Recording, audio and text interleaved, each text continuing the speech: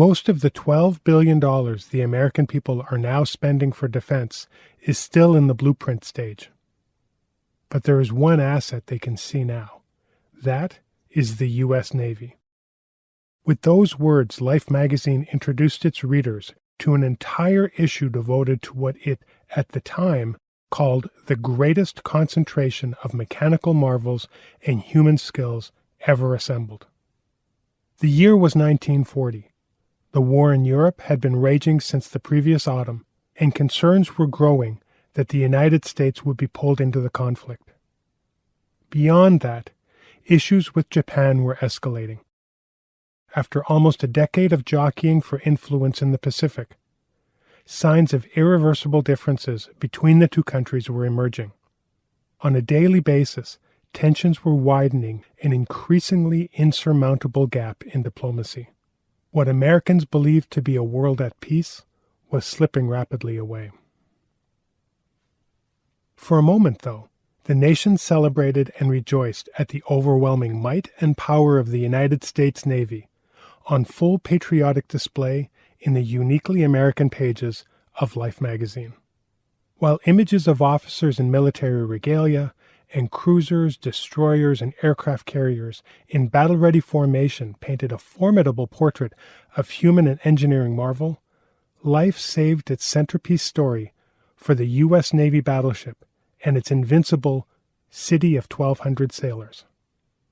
Not only were battleships efficient, technologically advanced, and fully self-contained, but they were also capable of delivering decisive blows to enemy contact on the high seas. In fact, it was said that they could sink anything they encountered in no more than 15 minutes. So, it's difficult to say what exactly led Harry Walker, a young fellow of orthopedic surgery at Mayo Clinic, to set aside a promising education in August 1941 and enlist in the Navy. Was it a sense of duty? Was it the 20-something restlessness of youth? A general disinterest, perhaps, in spending yet another cold winter in Rochester? Or was it the 100 pages of glamour, excitement, and adventure plastered on every drugstore news shelf in town? It's hard to say, but even today, the photojournalism of that Life magazine makes a compelling case to sign up. For Ruth Erickson, the decision to enlist was clearer. A 1934 graduate of the Kaler School of Nursing, Ruth worked at Mayo Clinic for 2 years before the call for adventure became too great. Leaving her rural Minnesota upbringing behind, she served in the Navy for 4 full years before Life magazine turned its considerable attention to battleships, cruisers, and aircraft carriers. Fate, as it does on occasion, drew Harry and Ruth to the same location in early December 1941. Ruth, still fully enthralled with the Hawaiian lifestyle after 18 months at the Naval Hospital in Pearl Harbor, was reluctantly preparing for a new assignment, while Harry, having suffered appendicitis aboard the USS New Orleans off the coast of Oahu, was recovering from surgery in the same building. Sunday, December 7th, was the first morning since the appendectomy where Harry felt well enough to venture outside. He found himself at dawn's first light, sunbathing on the hospital's roof. In an interview recorded 50 years later, Ruth picks up the story. 2 or 3 of us were sitting in the dining room Sunday morning, having a late breakfast and talking over coffee.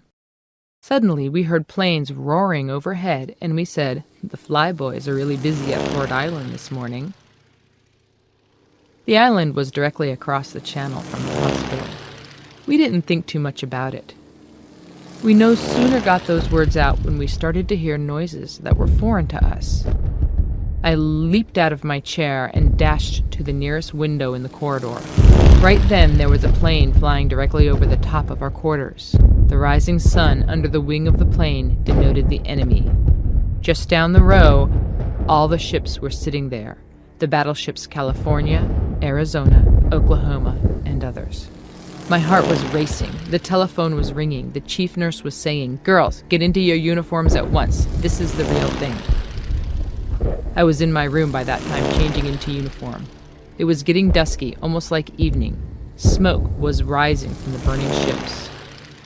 I dashed across the street, through a shrapnel shower, got onto the porch, and just stood still for a second. I felt like I was frozen to the ground, but it was only a split second. I ran to the orthopedic dressing room. We drew water into every container we could find and set up the instrument boiler. Fortunately, we still had electricity and water. The first patient came into our dressing room with a large opening in his abdomen and bleeding profusely. They started an intravenous and transfusion. I can still see the tremor of the surgeon's hands as he picked up the needle. Everyone was terrified. The patient died within the hour. I really couldn't see too much from the hospital because of the heavy smoke. Perhaps at a higher level, one could have had a better view. In a letter addressed to the director of the Mayo Graduate School of Medicine 5 weeks after the attack, Harry described what he saw. On Sunday morning, I was on the roof of the hospital getting an early sunbath. The sky was clear and the sun was very bright, and from where I sat, I could see the entire bases of both Army and Navy. As you probably know, the hospital sits at the mouth of the harbor. The Japanese bombed all the Army airports on the island first, then they attacked the Navy airport on Ford Island, and in a very short time had destroyed or disabled most all of our aircraft. The personnel of the airfields were at breakfast when all of the mess halls were bombed, killing many. Then the Japanese flew back and strafed the remainder who by this time were trying to flee from the scene. The torpedo planes followed in close formation and near on the tails of the first wave of bombers. They were very low and proceeded directly to our main battle line moorings and began to drop their flying fish on our big ships. By this time, all our guns of the fleet and on shore were in action and hell really broke loose. In fact, there was so much noise that the 4th of July in comparison sounded like a nursery lullaby. By 8:15, the battle was in full swing and enemy planes were beginning to drop from the air like rain. From where they kept coming, I shall never know. One plane fell within 20 feet of the emergency room, bursting into flames and setting the hospital on fire. Then the burn victims streamed in. The USS Nevada had managed some steam and attempted to get out of the channel. They were unable to make it and went aground. There was heavy oil on the water, and the men dived off the ship and swam through these waters. Not too great a distance, but when one is burned, how they ever managed, I'll never know. The tropical dress at the time was white t-shirts and shorts. The burns began where the pants ended. Bared arms and faces were plentiful. Personnel retrieved a supply of unused insect sprayers. We filled these with tannic acid to spray the burned bodies. Then we gave these gravely injured patients sedatives for their intense pain. Planes and bombs continued to fill the air for the next 2 hours. I did not see an American plane until noon, and then they were too few and too late. As our anti-aircraft guns became more effective, they resorted to high-altitude bombing, reducing their effectiveness somewhat. However, it was still too good to suit me. About noon, we saw the last of the enemy, and we began to survey the wreckage to both the material and personnel of the harbor. And what a mess they made. Orthopedic patients were eased out of their beds with no time for linen changes as an unending stream of burn patients continued until mid-afternoon.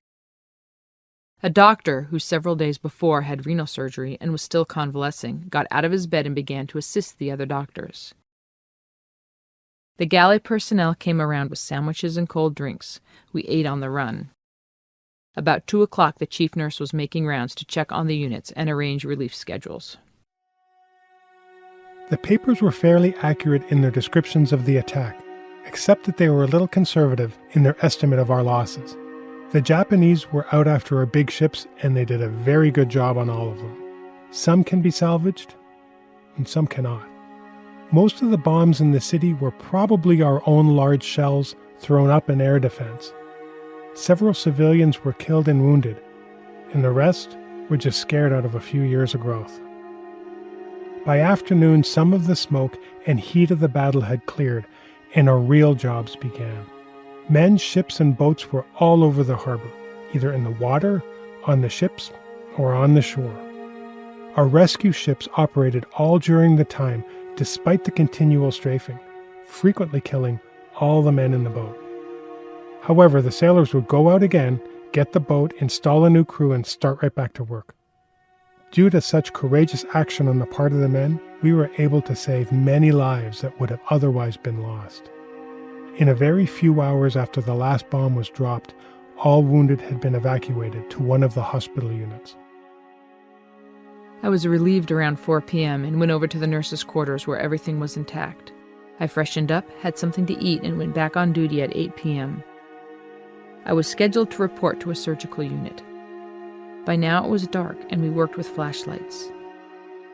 The maintenance people and anyone else who could manage a hammer and nails were putting up black drapes or black paper to seal the crevices against any light that might stream to the outside. Even though we have been fortifying Pearl Harbor for years, we were still caught short of doctors, nurses, supplies, and hospital space. Approximately 80% of our casualties were burn cases, and we lost many due to inadequate supplies of the newer drugs. All injuries were treated much the same as in the last war, with the exception of the addition of tannic acid and blood plasma. About 10 or 11 p.m. there were planes overhead. I really hadn't felt frightened until this particular time. My knees were knocking together, and the patients were calling, "Nurse! Nurse!"